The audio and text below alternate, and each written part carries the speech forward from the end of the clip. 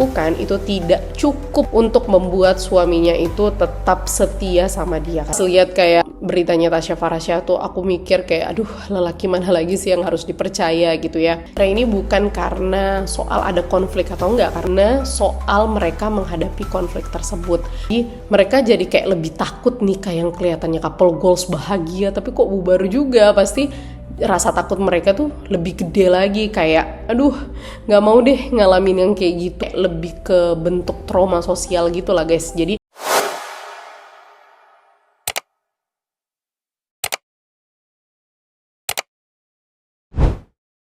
Oke guys, assalamualaikum warahmatullahi wabarakatuh. Kembali lagi di YouTube channel aku. Dan kali ini guys, aku pengen ngebahas tentang ini kasus banyak banget ya 2025 ini. Banyak banget pasangan yang kelihatannya tuh harmonis banget tapi akhirnya tuh bisa bercerai juga. Yang pertama kalau aku lihat itu pasangan yang goals banget itu, yang mengagetkan adalah Sherina Munaf ya sama Baskara Mahendra. Dulu tuh couple goals banget guys, tapi lagi-lagi bertahan pernikahannya tuh di masa-masa krusial yang 5 tahunan doang gitu. Dan kalau kita lihat memang di usia 5 tahun pernikahan itu adalah memang masa-masa krusial banget di pernikahan. Tapi nggak hanya 5 tahun guys, kayak contoh misalnya Mbak Asri Welas waktu awal Januari lalu itu memutuskan untuk bercerai dari suaminya di 17 tahun pernikahannya. Terus kita lihat ada lagi artisnya ganteng-ganteng serigala ya, Dahlia Polan, itu tuh lebih nyesek lagi guys, karena Dahlia tuh udah rela banget buat ninggalin semua karirnya untuk menjadi ibu rumah tangga dan menjaga 3 orang anaknya tanpa babysitter kayaknya ya. Tapi ternyata tetap aja hal-hal yang dia lakukan itu tidak cukup untuk membuat suaminya itu tetap setia sama dia, karena terbukti Fendy Christian itu berselingkuh gitu ya.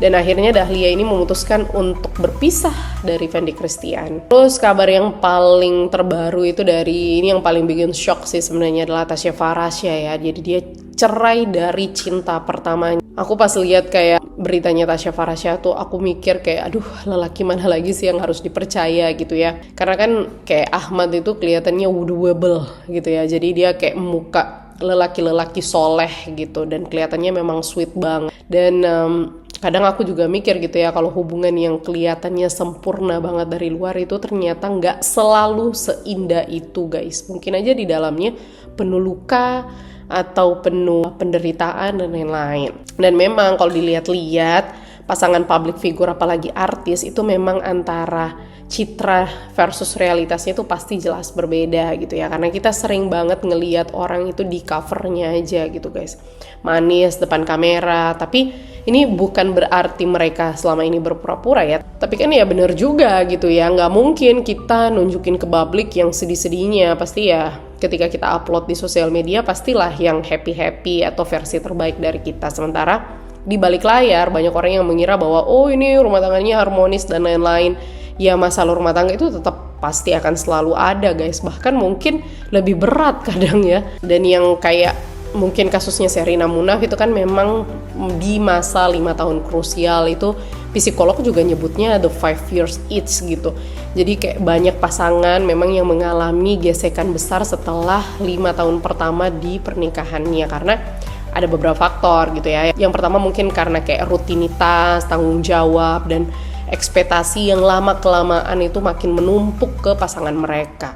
Dan kalau kayak kasusnya Mbak Asri Welas 17 tahun itu bukan main ya guys lamanya, tapi justru makin lama itu sebenarnya makin kelihatan perbedaan cara pandang atau kebutuhannya dari masing-masing pasangan tersebut. Kadang mungkin dalam pasangan ada yang bisa beradaptasi, mungkin ada kadang yang sudah nggak bisa beradaptasi karena mungkin terlalu jauh gitu, udah nggak bisa ngejar lagi, udah terlalu jauh lah beda arahnya. Dan banyak juga kasus itu yang kaitannya dengan kayak Dahlia Polan ini, pengorbanan sepihak gitu.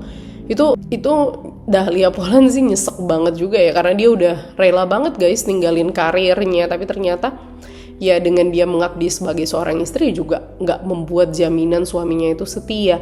Dan dari sini kalau kita lihat ya memang rumah tangga atau cinta itu bukan cuman soal pengorbanan doang, atau bukan cuman pengorbanan satu pihak ya guys ya, tapi juga sebenarnya pernikahan itu kan komitmen timbal balik ya antara kedua belah pihak. Dan biasanya juga orang tuh bercerai kayak misalnya Tasya Farahsya gitu ya, ekspektasi versus kenyataannya itu berbeda. Dia sering bilang bahwa Ahmad ini adalah cinta pertamanya, cinta sejati dan lain-lain. Tapi ya ternyata realitas pernikahan gak seperti di negeri dongeng. Kadang pasangan yang mungkin kelihatannya itu romantis, soulmate itu setara. Bahkan kalau kita lihat Ahmad dan Tasya itu kan setara banget ya. Sama-sama orang Arab, sama-sama berduit, sama-sama ganteng, sama-sama cantik. Tapi itu juga gak cukup, kelihatannya kayak soulmate banget. Tapi ya biasanya kadang yang kayak gitu ya mentok di masalah sehari-hari yang gak kelihatan sama kita gitu. Tapi kayak balik lagi di pengorbanan ya guys ya, karena ini yang paling sakit sih. Ada riset gitu ya, aku pernah baca kayak tentang pengorbanan dalam suatu hubungan. Itu tuh ada penelitian yang bilang kalau salah satu orang yang sering banget berkorban dalam satu hubungan tapi ngerasa pengorbanannya itu sebagai beban, itu tuh justru bikin hubungan itu menjadi semakin renggang. Jadi pengorbanan itu nggak cukup untuk mempertahankan rumah tangga guys. Yang penting itu adalah gimana dua-duanya itu menghargai pengorbanan tersebut. Karena guys ada meta-analisis yang gede banget yang ngumpulin puluhan studi gitu ya tentang pengorbanan, dan kesimpulannya pengorbanan itu awalnya sebenarnya itu bisa membuat hubungan itu makin dekat. Tapi kalau dilakukannya dengan terpaksa atau satu pihak doang yang ngelakuin gitu ya, itu malah bikin hubungan itu menjadi lebih rapuh. Ya kembali lagi ya, biasanya kalau kita lihat orang selalu bilang kalau yang penting itu adalah sebenarnya komunikasinya guys ya. Kalau komunikasi memang udah nggak sehat, misalnya gampang nyimpen di hati, apa-apa dimasukin ke dalam hati, atau lebih sering diam daripada ngobrol, itu tuh kayak bisa jadi bibit masalah yang besar banget yang bisa meledak di tahun-tahun setelahnya gitu. Karena itu banyak banget pasangan yang kelihatannya oke banget gitu ya, serasi, cocok dan lain-lain, tapi dalamnya itu yaitu penuh luka, penuh penderitaan yang mungkin menumpuk gitu ya.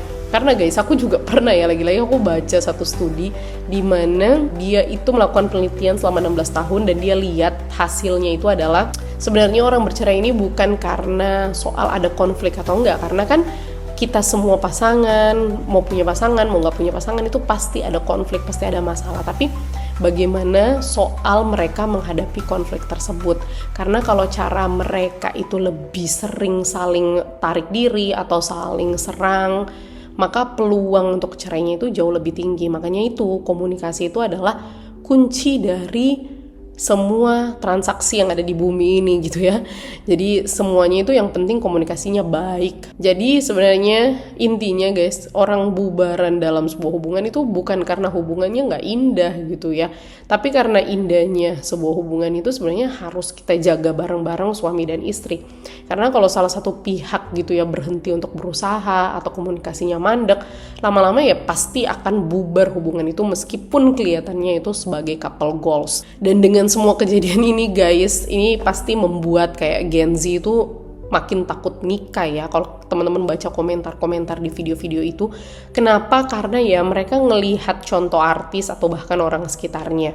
Jadi mereka jadi kayak lebih takut nikah yang kelihatannya couple goals bahagia, tapi kok bubar juga. Pasti rasa takut mereka tuh lebih gede lagi, kayak aduh nggak mau deh ngalamin yang kayak gitu. Lebih ke bentuk trauma sosial gitu lah guys. Jadi trauma sosial tuh kayak hasil dari banyak lihat kegagalan orang lain, jadi mereka ketakutan gitu. Tapi di sisi lain ada juga yang kayak menurutku itu kayak jadi pilihan hidup yang mateng sih sebenarnya, karena mereka tuh mikirnya lebih rasional gitu. Nikah itu kayak bukan cuman komitmen doang, tapi butuh kesiapan finansial, butuh kesiapan mental, visi yang sama. Jadi kalau kayak belum ada yang sama visi misinya, belum cukup mentalnya, belum cukup finansialnya, ya kenapa harus buru-buru juga gitu, daripada maksain sesuatu terus akhirnya hancur di tengah jalan. Ya mending fokus dulu aja ke diri sendiri. Itu kan kedengarannya kayak lebih dewasa aja gak sih? Karena kalau kita lihat ini hal yang terbukti ya guys ya, Gen Z takut nikah ini terbukti banget kalau di seluruh dunia. Bahkan kayak misalnya kalau kita bahas di Jepang gitu ya, jumlah pernikahan itu guys terus turun. Contohnya kayak di 2023 kemarin pernikahan itu turun. Di Jepang itu pernikahan turun sekitar 5,9% dibandingkan tahun-tahun sebelumnya. Bahkan mereka tuh anjlok banget sejak pertama kali tuh turun 90 tahun terakhir. Karena dengan mereka takut nikah, ini juga membuat tingkat kelahiran itu juga menjadi rendah. Dan salah satu penyebabnya yaitu karena mereka jumlah pernikahan itu melambat gitu ya. Atau bahkan ada yang memilih untuk tidak menikah sama sekali. Karena ada survei juga gitu ya di Jepang yang bilang kalau 60% bahkan guys Gen Z itu mengatakan bahwa mereka itu nggak keberatan loh kalau mereka itu nggak nikah. Artinya sikap mereka terhadap pernikahan itu mulai berubah lah. Bukan mutlak nggak kepingin ya, tapi mereka tuh kayak lebih fleksibel gitu. Karena ya itu kalau di Jepang khususnya faktor-faktor kenapa mereka menolak atau menunda pernikahan itu, kalau di Jepang itu yang pertama karena biayanya tinggi, kayak ketidakpastian kerja, kemudian budaya kerja yang lumayan berat ya, waktu kerjanya panjang, tekanan dan lain-lain, plus mereka lebih menghargai kebebasan gitu atau lebih menghargai karirnya mereka daripada membuat suatu hubungan. Jadi ya mungkin kesimpulannya sekarang kalau kita lihat Gen Z menganggap bahwa nikah itu bukan suatu kewajiban ya. Jadi kayak menganggap nikah itu bukan suatu keharusan. Seperti zaman-zaman dahulu kala. Banyak Gen Z itu yang nggak ngelihat nikah itu sebagai milestone wajibnya gitu. Setelah lulus kerja ataupun setelah ada di umur tertentu, mereka nggak bilang, oh aku udah 40 misalnya atau 35, yuk aku harus nikah bla bla bla. Nggak, mereka nggak menganggap itu tuh sebagai keharusan. Jadi bagi beberapa orang mungkin nikah masih mereka inginkan, tapi mereka melihatnya itu sebagai opsi gitu ya, bukan sebagai keharusan atau kewajiban, karena mereka ya menganggap kalau kondisinya belum cocok, misalnya mental, finansial, partnernya belum cocok, jadi mereka lebih memilih untuk ya udah nunggu aja dulu sampai dapat yang pas, atau bahkan mereka nggak nikah sama sekali gitu. Jadi memang kita lihat budaya dan norma-norma kita sekarang ini sudah mulai berubah karena banyak sekali trauma-trauma sosial mungkin ya. Dan sekarang kita juga lihat lebih banyak yang menerima gitu bahwa hubungan itu bisa jadi stabil atau berwarna walau tidak punya pasangan gitu. Dan bahkan Gen Z ini memilih untuk ya udah kalau lajang aja gue happy, ya udah ngapain berdua gitu, kalau sendiri aja lebih bahagia. Dan mungkin mereka ya fokusnya sama diri mereka sendiri dulu. Ya bener juga sih, daripada gagal juga kesian anak-anak dan lain-lain kan guys. Mungkin itu sih serba-serbi dari berita perceraian tahun 2025 ini ya. Kalau menurut kalian, tulis coba pendapat kalian di bawah.